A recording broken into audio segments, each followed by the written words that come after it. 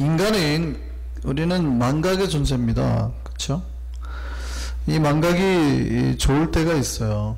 우리가 슬픔이나 고통이나 과거의 아픔을 다 기억하고 살면 절대 살 수 없죠. 그래서 망각하는 것이 우리에게 나쁜 게 아니라 우리에게 쉼을 주는 거예요. 영혼의 쉼, 마음의 쉼 주는 거예요. 굉장히 좋은 거예요.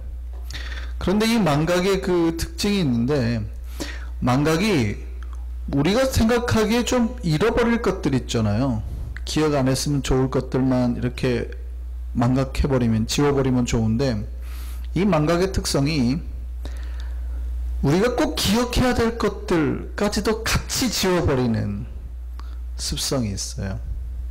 이게 꼭 나쁜 게 아니지만, 이 망각의 때로는 우리의 사명, 내가 존재하는 이유, 내가 하나님 앞에 거룩하게 살아야 되는 것, 뭐 이런 것들까지도 같이 지워버린단 말입니다. 그러니까 이 망각이 막 공부하는 사람들에게만 나타나는 게 아니라 누구에게나, 뭐 누구라도 막론하지 않고 다 일어나는 거예요. 심지어 영적인 거에도, 우리 크리스찬들에게도 똑같이 발생을 한다는 겁니다. 그러면 망각은 뭐하고 관계가 있을까요? 망각은 뭐와 관계가 있을까요? 자, 망각은 비례하는 게 있어요. 뭐하고 비례할까요? 내가 어제 일을 기억할까요? 못할까요? 근데 내가 1년 전의 일을 기억할까요? 못할까요? 10년 전의 일을 기억할까요? 못할까요? 그러니까 어떤 정말 특별한 사건, 내가 기억나는 사건들은 기억하지만 내가 그때 뭐를 했는지, 그게 무슨 요일인지 정확하게 막 기억나지는 않잖아요. 근데 어제 점심 때 여러분이 뭘 먹었는지 기억하세요? 못하세요? 기억하죠?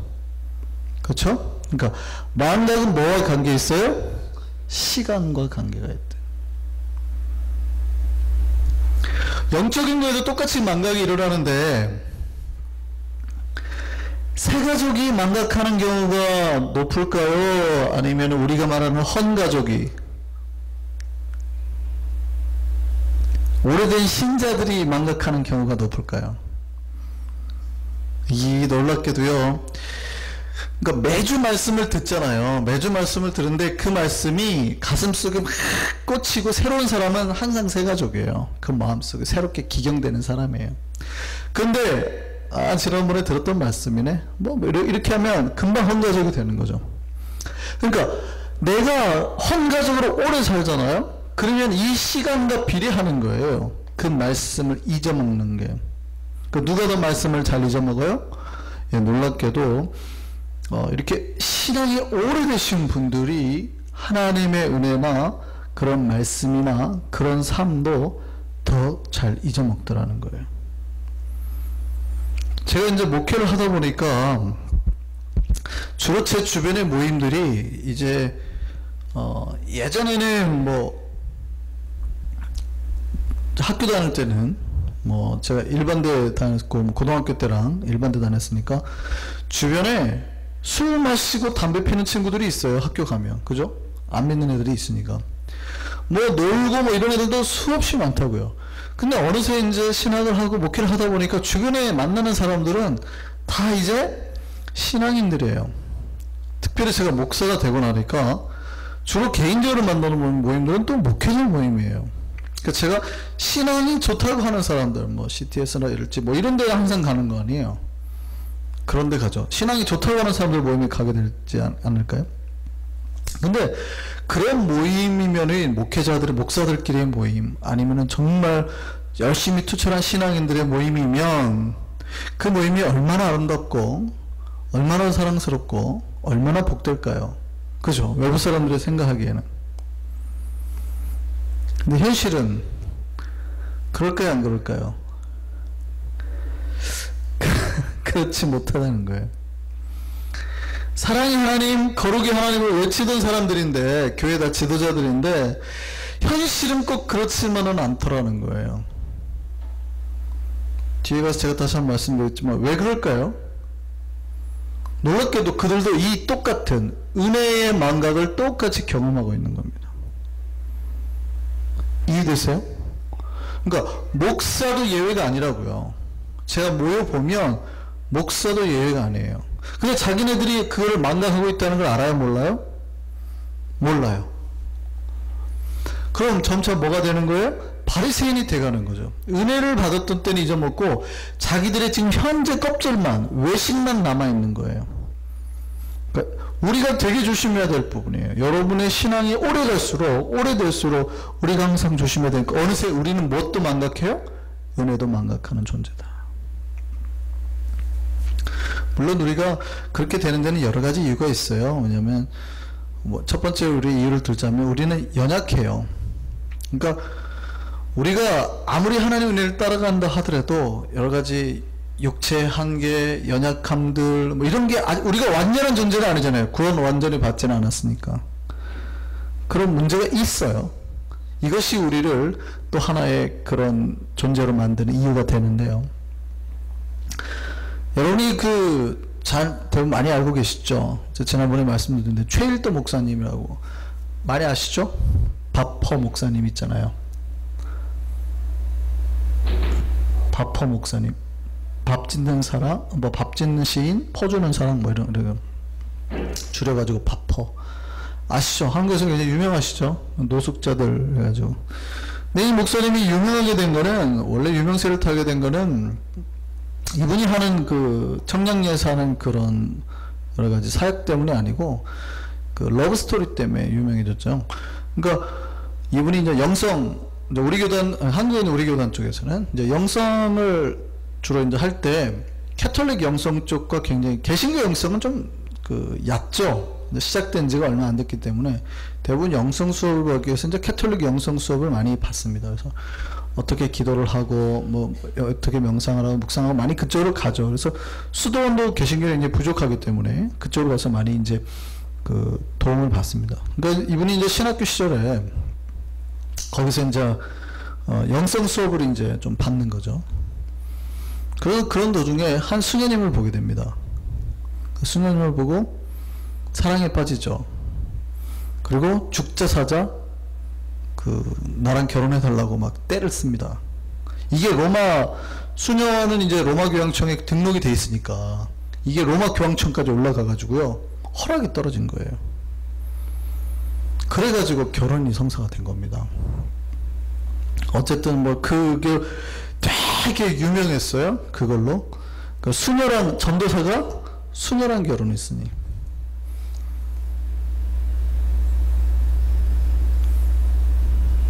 그 이분은 이분도 되게 시를 잘 쓰고요. 이분도 시인인데 이분은 이제 학교에서 이렇게 시를 가르치는, 캐톨릭 학교에서 시를 가르치는 또 국어 선생님이에요. 수녀면서.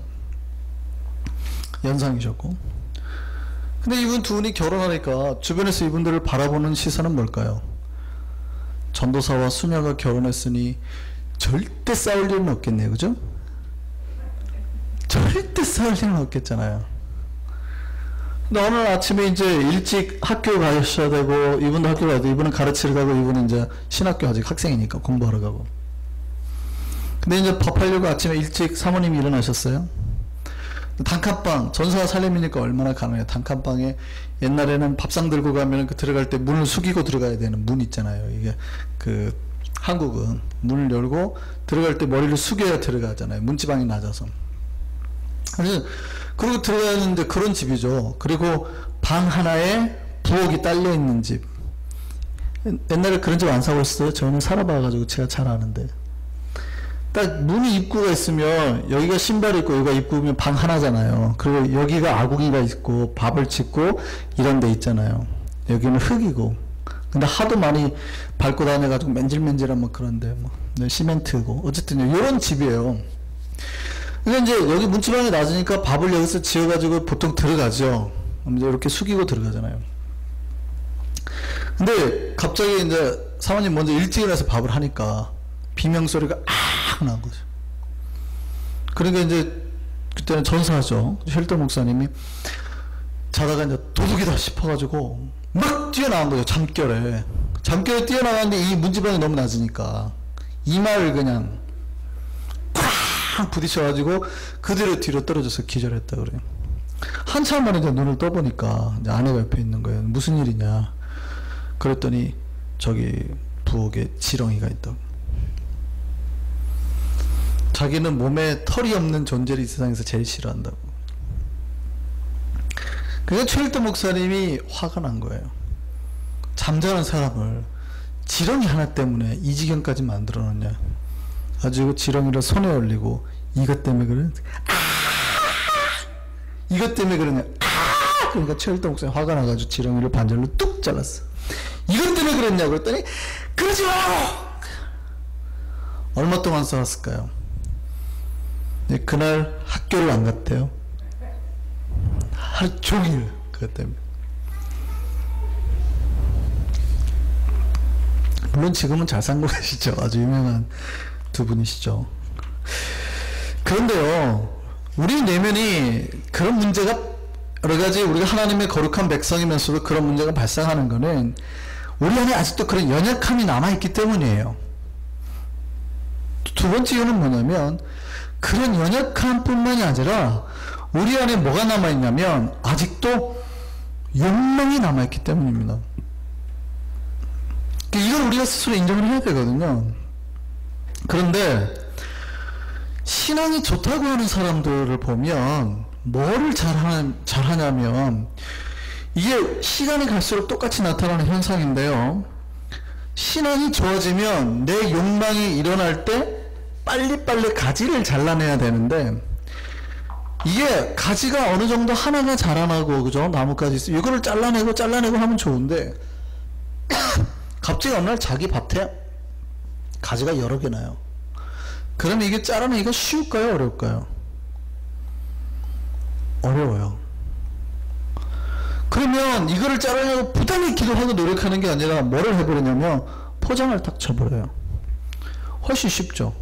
이거를 다 쳐내려면 하루 종일 쳐내야 되잖아요. 하루 종일 기도하고 묵상하고 주님 내가 안 그래야 되는데 또 뭐 회개하고 이래야 되잖아요. 그럼 얼마나 목회하는데 바쁘고 그죠. 내가 그리고 아침에 내가 2시간 기도하고 와서 대표 기도를 장로로서 하려고 그러면 얼마나 힘들어요. 그러니 그것보다는 뭐예요? 뭐해요? 포장을 딱 치고 거룩한 척, 안 그런 척 이런단 말이죠. 신앙이 좋다고 하는 사람들이 이쪽으로 갈수록 뭐를 잘하냐면 이걸 잘해요. 포장 치는 거를 굉장히 잘합니다. 그래서 제가 왜 잘하냐면 뭐 예를 들어서 노회나 아니면 개인 뭐 이렇게 목회자들끼리 모임이 있잖아요. 여행을 가실 때 목사, 장로, 집사가 섞여서 가면 다 거룩합니다. 다. 목사끼리 가고 장로끼리 가고 집사끼리 가면요 다 무너집니다. 왜 그럴까요? 포장을 칠 필요가 없는 거예요. 이해되세요? 포장을 칠 필요가 없어요. 그때는 니나 나나 너 수준을 다 안다 이거예요. 그러니까 목사가 집사님들이 있고 성도들이 있으면 그렇게 행동 안 하거든요. 근데 목사들끼리 있으면요, 그래서 목사들끼리 여행 간데 가이드로 서신 분들은 100% 상처받습니다. 목사님들이 뭐 저러냐고. 왜 그런 줄 아세요? 이거를 걷어내고 평상시에 걷어내는 훈련을 해야 되는데 오래되면 귀찮거든요. 그럼 뭐예요? 포장을 딱 쳐요. 근데 목사들끼리 있으니까 이 포장 치는 게 답답하거든요. 거룩한 척 하려니까 답답한 거예요.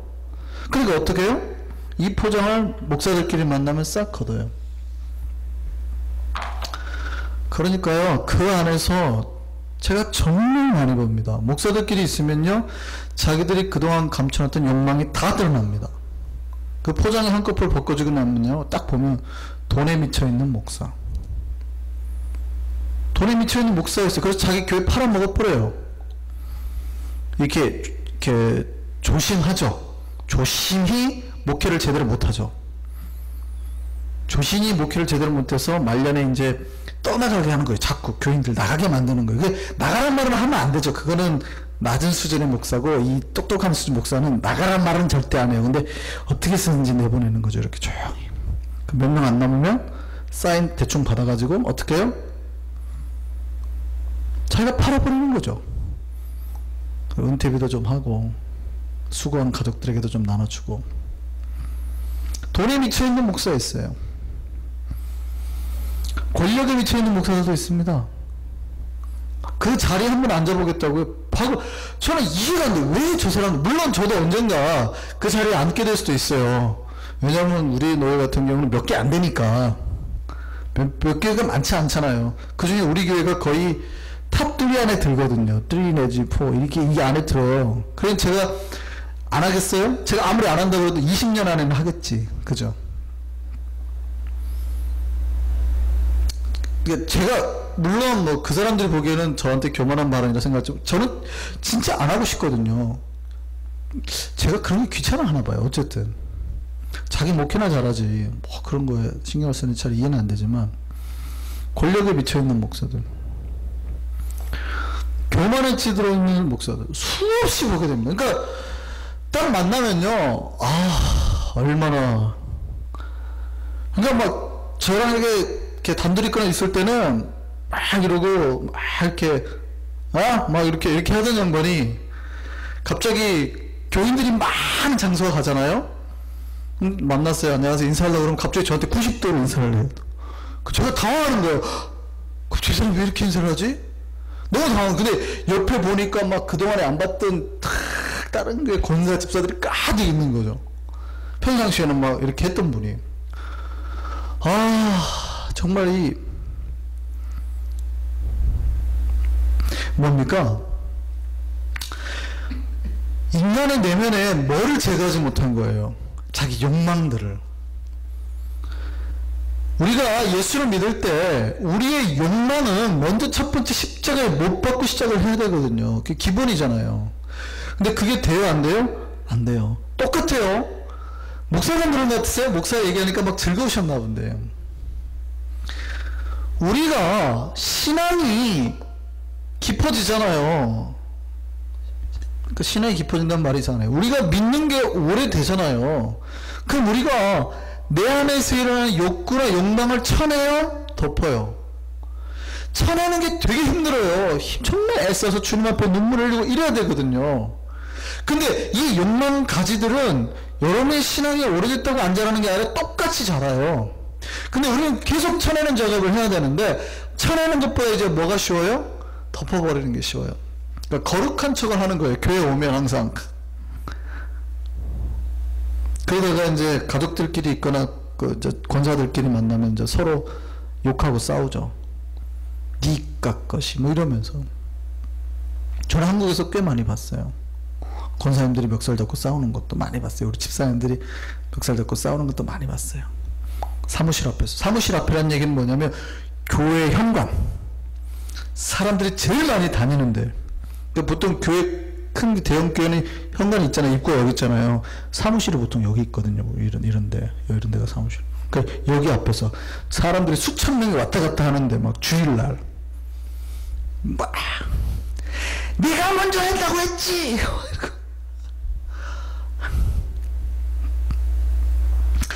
우리가 예수를 믿고 오래되면 끝없이 쳐내는 작업을 해야 되는데 뭘 해요? 덮어버려요.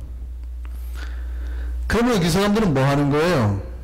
예, 아까 말했던 그 사람들이나 예수를 높이고 예수님처럼 되는 것이 신앙의 목적인데 다 뭐예요?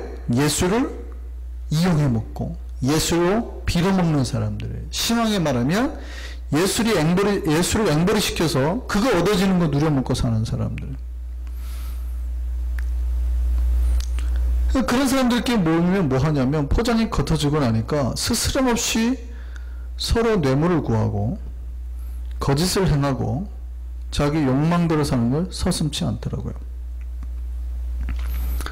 이런 모습을 미가서에 보면 그대로 하나님 말씀하세요. 말씀 한번 볼까요? 자, 같이 한번 읽습니다. 시작. 경건한 자가 세상에서 끊어졌고 정직한 자가 사람들 가운데 없도다. 무리가 다 피를 흘리려고 매복하며 각기 그물로 형제를 잡으려 하고 그 다음에요. 두 손으로 악을 부지런히 행하는도다. 그 지도자와 재판관은 뭐를 구하며?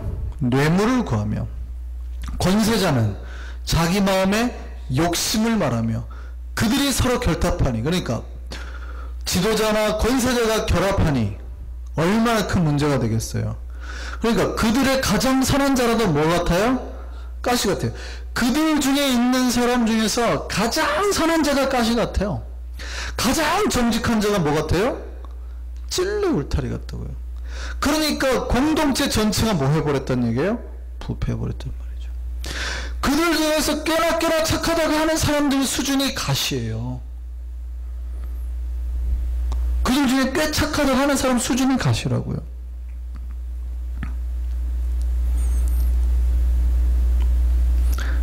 이게 심판받기에 딱 그 심판에 있는 이 여기에 있는 사람들이에요. 이게 예수님 당시에 누구냐면 바리새인들이에요. 바리새인들. 신앙의 깊이는 오래됐어요. 신앙은 예수를 그 하나의 신앙생활을 한 지, 왜냐면 날 때부터 했으니까. 근데 그 사람들은 뭐예요? 속은 다 이 모양인데 겉은 계속 회치를 해놔가지고 얼마나 반질반질한지, 얼마나 반질반질한지. 이 사람들의 특징이 뭐예요? 교만이에요. 하나님 위에 앉아가지고 하나님을 이용해가지고 자기 권력을 챙기려고, 예수보다 더 위에 앉아있는 사람들. 이게 목사든 장로든 권사든 신앙이 오래된 사람들에게 주로 나타나는 형태예요. 이게 옳을까요? 틀릴까요? 틀려요. 성경은 그게 절대 옳지 않다고 말하는 겁니다. 그럼 성경은 누구에 대해서 소개를 할까요? 예, 바로 옳은 길을 가는 사람에 대해서, 오늘 그 옳은 길을 가려고 하는 한 사람을 지금 성경이 소개합니다. 이 사람은 아주 겸손합니다. 이 사람의 이름이 바로 요한이에요. 성경에 요한이 여러 명 나오죠. 근데 우리가 가장 잘 아는 요한은 예수님의 제자 요한이 있고, 그 다음에 똑같은 이름인데 예수님에게 세례를 베풀었다고 해서 우리가 보통 세례 요한이라고 하는 사람이 나옵니다. 오늘 본문에 나오는 사람은 세례 요한입니다. 근데 세례 요한은 대단한 사람입니다. 아주 큰 영성의 소유자고요. 이스라엘 전체의 관심과 그 권력을 가질 만큼의 대단한 사람이에요. 왜냐하면 세간의 이목이 지금 세례 요한에게 집중되어 있어요. 그래서 제사장이나 오늘 19절을 보면 뭐라고 그래요? 예루살렘에서 누구를 파견해요? 제사장들, 레위인들을 파견해요. 그리고 뭐라고 질문하는 줄 아세요? 네가 그리스도냐? 그러니까 그들이 보기에는 세례 요한이 거의 뭐에 가까워요? 그리스도에 가까운 사람이에요. 이해됐어요? 네가 뭐냐? 그리스도냐? 묻는다고요. 네가 누구냐 할 때. 아니면 선지자냐? 엘리야냐? 묻는단 말이죠. 그러니까 세례 요한이 얼마나 대단한 사람인 줄 알겠어요? 그런데 이렇게 대단하고 높아질 수 있는 세례 요한이 뭐라고 말합니까? 여러분 잘 보셔야 돼요. 여러분 믿음이라는 건 그거예요. 우리의 믿음이라는 건 바로 우리가 최고의 정점에 있다고 생각될 때 우리의 마음과 입술에서 고백되어지는 건 이래요. 세례 요한이 뭐라고 그래요? 나는 뭐라고 그래요? 그리스도나 엘리야나 선지자가 아니라 뭐라고 그래요? 이사야 선지자가 했던 말처럼 나는 뭐라고요? 주의 길을 곱게 하라고 광야에서 외치는 자의 소리로다. 이게 무슨 얘기입니까? 주의 길을 곱게 하라는 말이 뭡니까? 이사야가 그랬대요. 누군가 보고 외치라는 거예요. 광야에서 외쳐라, 소리를 내라. 근데 뭐라고? 너는 주님의 길을 곱게 해라, 주의 길을 곧게 해라, 주님의 길을 바르게 해라 라고 외치는 누군가가 있어야 된다는 얘기예요. 나는 다른 사람들 앞에 주님의 길을 똑바로 찾으라고 외치를 옆에서 나팔 쏠 뿐입니다. 이 얘기예요. 지금 누가 높여져야 된다고 보는 거예요?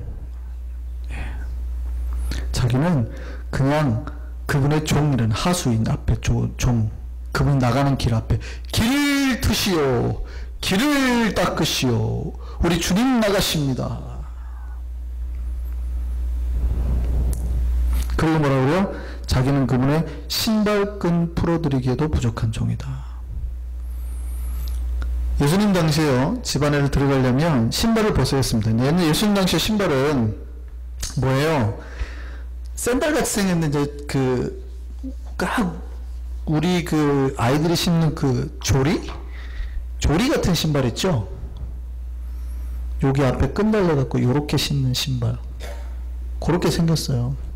근데 이제 여기 끈을 풀어야지 되는 거거든요.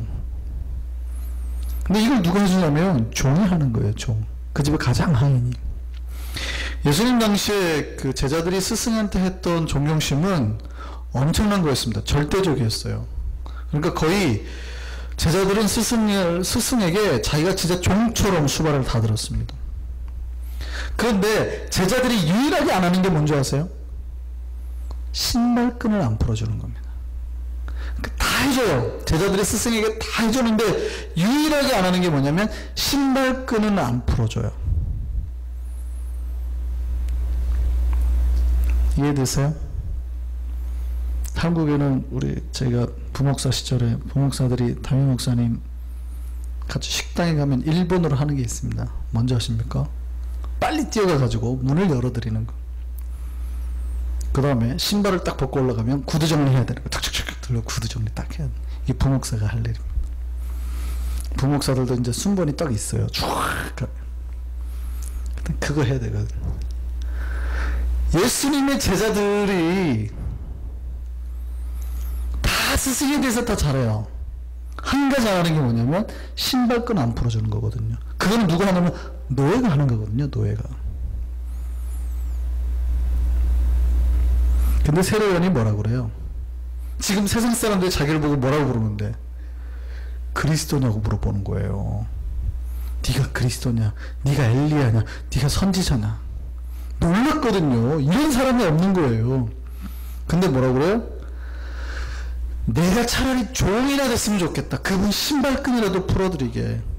나는 그분의 신발끈에 선도 될 수 없는 감히 그런 존재다. 지금 그러면 내가 그분의 신발끈 풀기도 감당치 못하겠다는 말은 나는 감히 종되어서 그분의 신발끈도 풀 수 없는 그런 존재다. 세례요한의 위대함은 어디에 있어요? 겸손에 있었어요. 요한은 예수님에게 뭘 베푼 사람입니까? 세례를 베푼 사람이에요. 어떻게 보면요, 세례요한이 의스될 수도 있는 부분이거든요. 근데 세례요한은 뭐라 그래요? 오직 예수님만. 이게 우리가 찾아야 될 복임을 믿으시기 바랍니다. 오래되면은요, 뭐를 잊어먹어요? 겸손을 잊어먹어요. 그 안에 예수가 사라지면 교만이 자리하는 거예요. 그러니까 세례요한에 대해서 예수님 뭐라고 평가한 줄 아세요? 누가복음 7장 볼까요? 내가 너에게 말하노니 여자가 낳은 자 중에 누구보다 요한보다 큰 자가 없도다. 그러니까 인류 역사 중에서 누가 가장 위대하다는 거예요? 세례요한. 세례요한이 가장 위대한 이유는 뭐예요? 그가 경건해서 물론 그런 거 있습니다. 근데 뭐예요? 겸손이에요. 겸손. 세례요한은요 최고로 겸손한 자였습니다.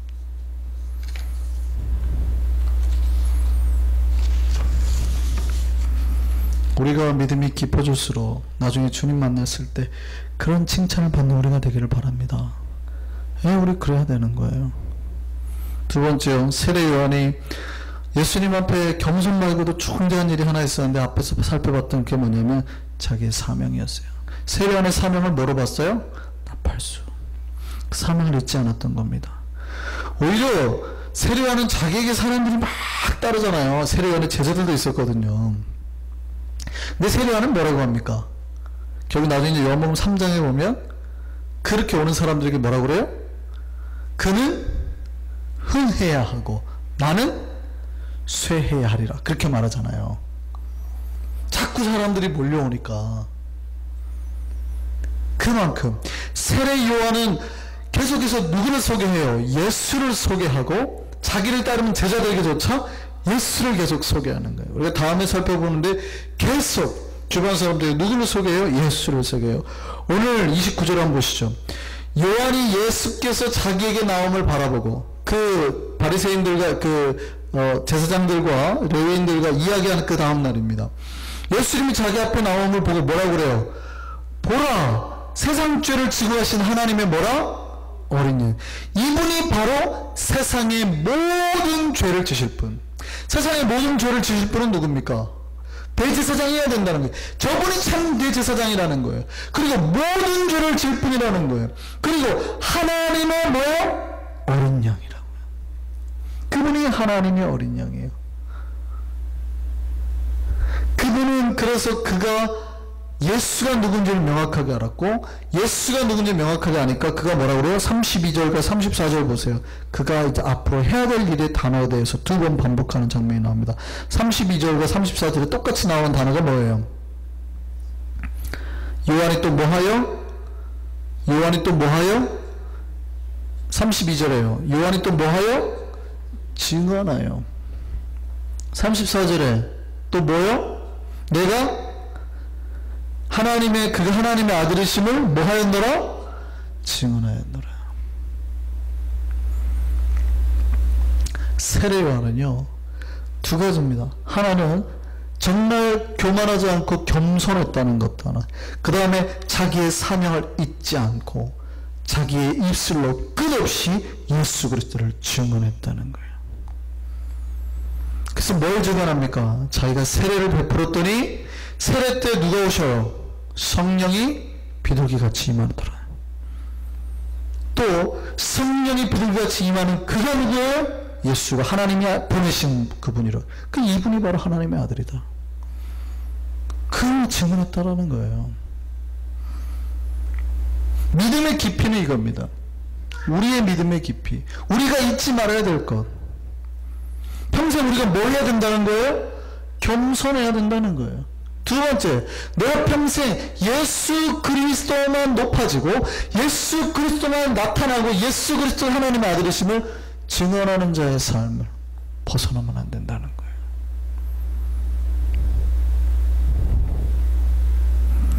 많은 사람들이요, 신앙이 오래되니까 입으로는 예수를 말합니다. 근데 그 안에 예수가 없어요. 오직 저들을 통해서 돈을 구하고 권력을 구하고 이런 것들만 남아있는 거죠. 겸손한 척 하지만 막상 껍질이 벗겨지니까 안 겸손해요. 욕망덩어리라고요. 주님 나중에 물으십니다. 바리새인들에게 하셨던 것처럼 똑같이 우리에게 물으세요. 뭐라고 물으시겠어요? 네가 지금 세례 요한이냐 바리새인이냐 질문하실 거라고요. 바리새인은 어떤 사람입니까? 속은 자기 묘목은 하나도 안 치고 욕망까지 하나도 안 치고 포장한 사람. 세례 요한은요, 끝없이 자기를 부인하고 쳐서 누구만 높여지는? 예수 그리스도만 높아지는. 그러면 성경은 어느 길을 선택하라고 말하는 걸까요? 그렇습니다. 우리에게는 세례 요한의 길을 얘기하시는 거예요. 저와 여러분이 믿음이 깊어질수록 더 겸손해질 수 있는 우리가 됐으면 좋겠습니다. 우리의 믿음이 깊어질수록 나는 죽고 오직 예수 그리스도만 높아지고 우리 입술을 통해서 평생 예수 그리스도만 증언되는 우리가 됐으면 좋겠습니다. 세례 요한을 통해서 오늘 우리에게 가르쳐 주신 주님의 말씀입니다. 우리 기도하겠습니다.